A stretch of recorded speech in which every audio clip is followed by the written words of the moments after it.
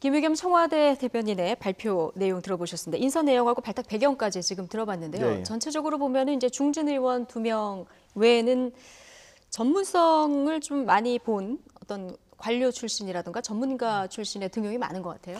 이번에 이제 장관 후보자로 지명된 그분들을 분류를 해보면 이 박영선 진영 의원은 이제 여당 중진 의원 출신 2명이고 그다음에 관료 출신이 2명이 있습니다. 네.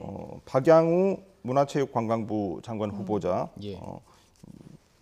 참여정부 때 이제 문화관광부 차관을 지냈죠. 관료 참여정부 출신이고. 때, 예. 예, 그렇습니다. 그리고 최정호 국토교통부 장관 후보자 역시 이제 국토교통부 2차관을 지낸 관료 출신입니다. 네. 그리고 이제 전문가라고 할 수 있는 분이 3분이 있다고 볼 수 있는데 전문가 이제 그 관련 직역에 있었던 분이나 또 학계 출신 뭐 이런 분들이 세 분이 있다고 볼 수 있는데 통일부 장관 후보자인 김현철 통일연구원장 그리고 조동호 카이스트 교수 이분은 이제 과학기술정보통신부 장관 후보자가 됐습니다. 그리고 예.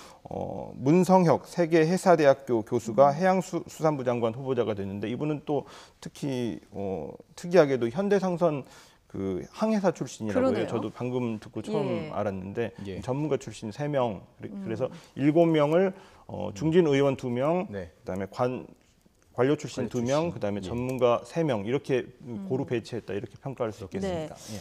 전문가와 관료 출신들의 전진 배치가 좀 눈에 띄는 그런 개각이었는데 지금 통일부 장관 같은 경우에 아까 뭐 이제 조명균 통일부 장관의 또 총선 그 나가는 가능성까지 이제 짚어봤었는데 어쨌든 이번에 교체가 됐습니다. 교체가 됐는데 김현철 통일연구원장 신한반도 체제를 이끌 적임자다 이런 그 발탁 배경 설명이 있었거든요.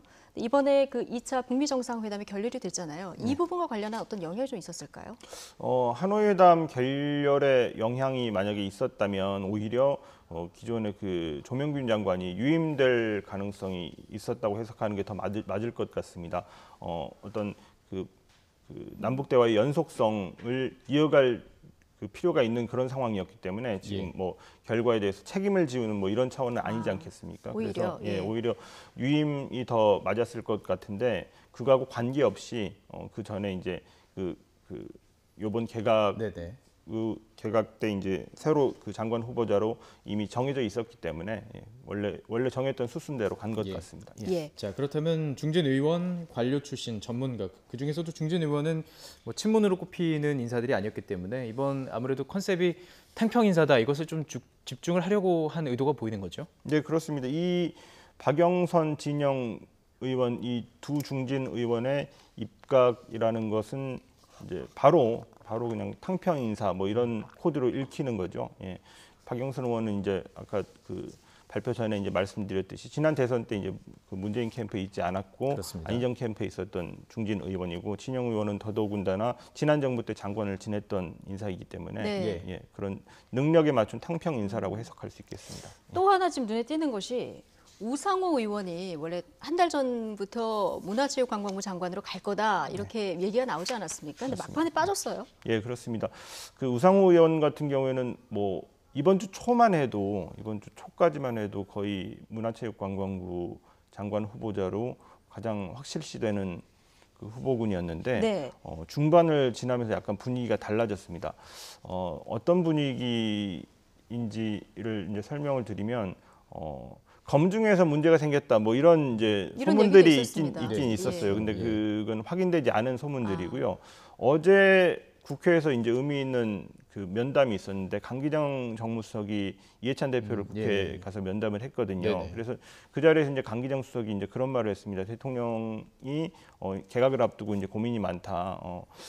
현역 의원들을 내각으로 모셔야 되는데 모셔도 될지 안 될지 이런 부분들을 당 대표하고 여당 대표하고 상의를 해야 된다. 왜냐하면 총선을 앞두고 있는 그런 상황이기 때문에 그런 말을 했는데 그 자리에서 이해찬 대표가 내년 총선을 앞두고 당의 어떤 핵심 자원들을 내각에서 너무 많이 차출해 가면은 총선 전략에 좀 문제가 있다 이런 의견을 강하게 제기한 것으로 그렇게 알려지고 있습니다. 그리고 예. 이제 강기정 수석은 그 얘기를 듣고 어젯밤에 문재인 대통령에게 보고를 했습니다. 예. 현실적으로 그러면 이해찬 대표의 만류, 그러니까 총선을 내년에 치러야 되기 때문에 이 부분이 좀 반영됐다 이렇게 볼 수 있겠군요. 네, 지금 확인된 어떤 정황으로는 그게 가장 유력한 이유입니다. 예.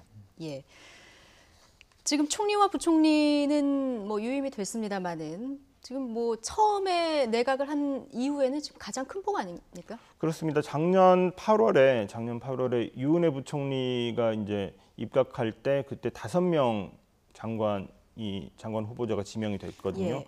그리고 이제 이번에 7명이니까 훨씬 더 크고 규모도 크고 그 뭐 이번이 이제 3기다, 2기다, 문재인 정부 2기 내각이다, 3기 내각이다 뭐 이런 분류가 이제 언론사마다 다 그러니까요. 예. 다른데 사실 뭐 제가 아까 전화해서 물어보기도 했는데 예, 정리를 좀 그렇습니다. 해주시죠. 예. 2기인지 3기인지 뭐 이런 거는 이제 기준은 뭐 딱히 없고요. 예. 청와대 참모진 개편 같은 경우에는 이제 비서실장이 포함되느냐에 따라서 2기, 예. 3기 뭐 이런 게 이제 객관적으로 이렇게 딱 그 선을 그을 수 있다고 보는데 지금 내각의 경우는 이제 그 이번이 2기 내각이다, 3기 내각이다 이렇게 뭐가 맞다 이렇게 2.5기 정도도 됐을 겠군요. 예. 분류할 수는 없을 것 같고요.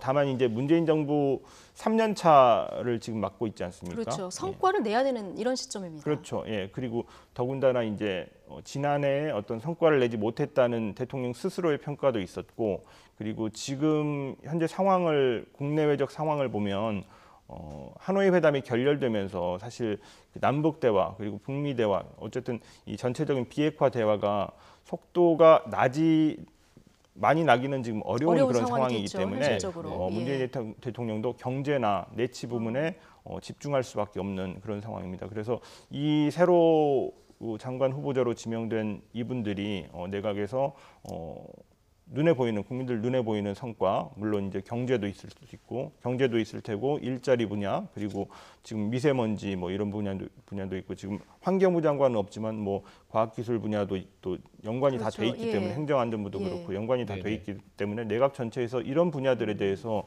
국민들이 이제 체감할 수 있는 올해는 좀 더 나아졌다 이런 성과를 내야만 예. 결국 이게 내년 총선 어떤 유리한 네. 환경으로도 조성될 수 있는 거죠. 예. 예. 자, 그 개각이 뭐 조금 미뤄질 수도 있다 이런 얘기도 있었는데 문재인 대통령이 이제 다음 주인가요? 아세안 3국 국빈 방문이 예정돼 있죠. 네, 맞습니다. 뭐 이 전에 끝내려는 이런 뭐 의도도 있었을까요? 그런 스케줄도 있고요. 그건 네. 이제 딱 나와 있는 스케줄이고 그리고 오늘 장관 후보자를 발표를 한다고 해도 이분들이 바로 입각하는 건 아니죠. 그렇죠. 이분들이 이제 예. 그 청문회를 본격적으로 거쳐야 되고. 예. 업무를 시작하고 그 부처의 장관이 되기 위해서는 청문회를 거쳐야 되는데 청문회를 거치는데 또 시간이 필요하잖아요. 청와대의 목표는 4월 전에 네. 4월 전에 4월 전. 이번 그 새로 발표한 그 장관 후보자들이 예. 업무를 네. 시작할 수 있도록 하는 게 목표로 알려져 있습니다. 그렇군요. 그렇다면 지금 조금 전에 정리한 대로 총선을 감안한 개각이기 때문에 내년 4월까지는 이 진영이 그대로 유지된다 이렇게 볼 수 있을까요? 일단 이번에 입각한 중진 의원들, 박영선 의원이나 진영 의원 같은 경우에는 본인한테 물어보지는 않았지만은 네.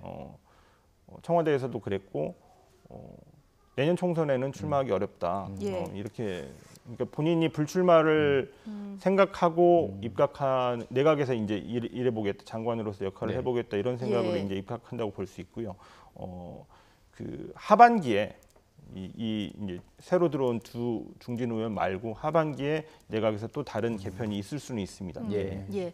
지금 이 내각이 그대로 이제 임명이 되고 내각 운영을 하려고 하면은 청문회를 통과를 해야 그렇습니다. 되잖아요. 예. 아까 말씀하신 것처럼 이제 국회가 지금 곳곳에서 대치를 하고 있기 때문에 이게 좀 순조롭게 진행될까 이것도 의문인데 가장 지금 주목되는 사람이 박영선 의원입니다. 청문회 때마다 그 송곳 질문으로 굉장히 유명했던 이런 의원이기 때문에 이번에는 청문을 받아야 되는 이런 상황이 된 거예요.